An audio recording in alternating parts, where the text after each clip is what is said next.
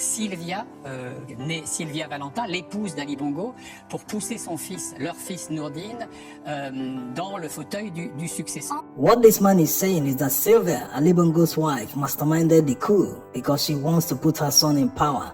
That her son is Nourdine, the one on the left here, and it seems the coup is not going according to plan because of what she did yesterday. But we'll come to that in a moment. Nourdine in this video is wearing a t-shirt worth nearly $1,000. The second guy by the right saying he doesn't know how much the money is, but they are campaign funds. His Valentino t-shirt is worth $500. Plus all the luxury cars they have, all this money they've seized so far is estimated to be up to 70 billion francs CFA. And going by the current exchange rate to the dollar, it should be about $115 million. They need to investigate the source of this money, who authorized the withdrawal, because these are crisp banknotes from a bank. Politicians can't be this bold, taking money directly from the central bank. Also, according to Vincent, an independent journalist, there was an aborted coup in Gabon in January 2019. The soldiers involved talked about the state of health of Ali Bongo, who of course had a stroke in 2018, and they succeeded in taking control of Radio Gabon before the coup flopped. The most important takeaway from that coup is that all the major actors are from the same clan with Ali Bongo. So it has always been a family affair. If that coup of 2019 succeeded, it would have brought to power someone of the same extended Bongo family, or maybe the same circle of Omar Bongo, Ali Bongo's father, who had 55 children. The man wanted to turn Gabon to a constitutional monarchy with the help of France. He actually made the proposal, but they didn't take him seriously. This happened when Jacques Chirac, the former French president, was still the prime minister. So Omar Bongo's dreams and aspirations still lives in his relatives. They seem to believe that power should revolve around them, that no other person can take power in Gabon, like they are the founders of Gabon or the first-class citizens of Gabon. That's why the West haven't come down hard on them like they did in Niger. No one is evacuating like they did in Niger. They all feel it's a family affair, no cause for alarm. This brings us to the general, who is Ali Bongo's cousin by the way. He will take oath of office on Monday. It is interesting that in the Francophone countries, they swear in their military heads of state or head of the transition committee, whatever they call it. Never mind that they took power by force. This means that the country is giving legal backing and recognition to their power. This also happened in Guinea recently. It doesn't seem like it happened in Niger. No pictures were released or videos. Why this is interesting is because France said they do not recognize the authorities in Niger. The people legitimize this power if they can use instruments of state to swear in a military head of state or head of transition, which for now is the highest authority in the country. They can't get more legitimate than that. Also, to prove that this is a family affair in Gabon, the military authorities annulled the elections instead of calling for a recount. Well, without prejudice, maybe they felt that the election winner of the presidential election is not buying it. Albert Ondo, the candidate of the opposition party, is calling for a recount to be declared winner. Also, another family affair proof is what this lady did. She is Ali Bongo's daughter. She quickly congratulated General Nguema when the military appointed him to lead the transition. That's despite working full-time during the campaign for his father's re-election. Whether she's doing it to get favors from the general or just to prove that she believes her father, Ali Bongo, is not fit for office, therefore she doesn't have any problem with his removal from power, whatever it is, but it doesn't look right that she campaigned for the man a few days ago.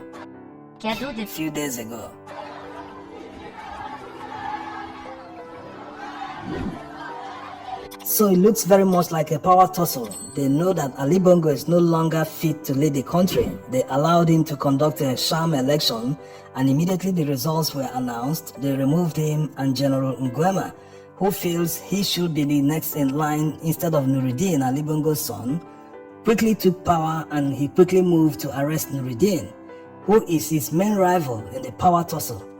So since the military said they will give account to the people of Gabon after all the arrests and seizures, it will be interesting to see the punishment that all the people involved will receive. This will effectively disqualify Nourdine from contesting for the presidency in the future. therefore clearing the way for General Nguema. Je vous annonce que sur la base de vos propositions, Anyway, let's see what Sylvia, Ali Bongo's wife, did.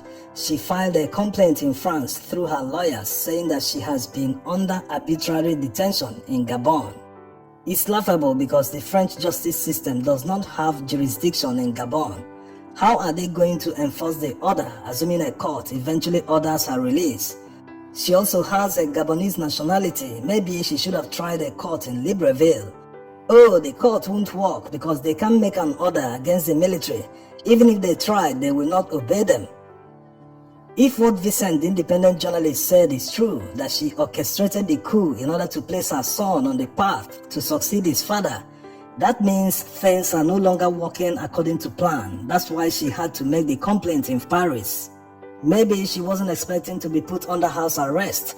Anyway, it doesn't seem like anything will come out of the complaint she made in France, because they know it's a family affair, and the Gabonese military have already assured the international community that they will respect all international agreements. That means France is safe. There's no threat to their influence in Gabon. All their companies have nothing to worry about. The status quo will be maintained. This is the main reason Western countries oppose and sanction military regimes, because most military coups are revolutionary in nature. They bring sudden changes to the system, like it is happening in the Francophone countries in the Sahel, where most of them have completely cut off the overbearing French influence on their countries. So Western countries won't oppose the Gabonese military as much as they are doing in Niger, because it's the Bongos that are still in power in Gabon. The struggle continues for the people of Gabon until they are able to get through democracy. Their situation may never change for the better. Western countries only care about their interest. The system of government is not really the main consideration. They can support a dictator in civilian garb, who when you compare to a military regime is worse. Look at what is happening in Central African Republic. It's a democracy, but they're doing things a military regime will think twice before doing. If they can't allow people to protest in a democracy and there are casualties in their hundreds as a result of police overzealousness and high-handedness, why is no one talking about it? Everywhere you look in Africa, it's almost the same thing. In Nigeria, for instance, there are people in detention right now despite a court order granting them bail. That is what happens in a military regime. Why is it happening in a democracy? One local government chairman in Ogun State, Nigeria, accused the governor of misappropriating local government funds. Instead of the relevant state agencies to investigate the potential corruption, and if it turns out to be false, the governor may seek damages in court for slander. But no, they must intimidate a whistleblower or any opposing voice. That's why the SSS quickly arrested the LG chairman. Something that is a civil matter. Slander should never involve the police, except maybe the person refuses to come to court. So this is a major problem. Democracy can't grow in an atmosphere of fear. Free speech is guaranteed by the Constitution, but you dare not oppose them, or they will come hard on the person. When you see atrocities and human rights violations that go on in a supposed democracy and Western countries look the other way, one wonders the real meaning of democracy. The casualty numbers from insurgency, cattle headers and farmers' conflict and all security challenges in Nigeria the past decade alone are much higher than what we had during the military era. Western leaders all pretend that there's nothing wrong, even when it is proved that the state intentionally allowed some of these to happen. This was witnessed mostly during Buhari's administration. They pretended nothing was happening because most of the actors are the same ethnicity with people in power. If just 1% of what happened under Buhari were to happen in a military regime, you will see Western leaders running around and within a few hours, sanctions will be flying everywhere. In the 90s, under Abacha's regime, the West placed Nigeria under heavy economic sanctions because of the Ogoni 9. Since 1999, how many times did they sanction Nigeria because there were casualties in a protest as a result of high-handedness of security agents? None, not a single time. In fact, the only people they've targeted are the military because of their human rights abuses and other infractions. But they never target the politicians who give the order in the first place. Why? In their own countries, any casualty resulting from high-handedness from overzealous agents, justice must prevail. The person must be found and tried, and in some cases, compensation paid. If they truly want us to believe that they truly support the growth of democracy in Africa, not the type practiced by politicians, they know we can't get justice here because politicians have hijacked every institution. Even if you're lucky to get judgment in your favor from a court filled with patriotic justices, the executive branch led by politicians will never obey the court order. Yes, they don't obey court orders, and some incorruptible justices might suffer consequences if they pass certain judgments against them. So if they want us to believe that they genuinely support Africans in their quest for emancipation, then they must make sure they sanction these politicians on individual basis. Whether it's a president, a governor, any politician in a position of authority, they must target them one by one. Failure to do this means they are in collusion with them, and Africans will only be left with a military coup to revolt against politicians. Military coups will continue to be popular.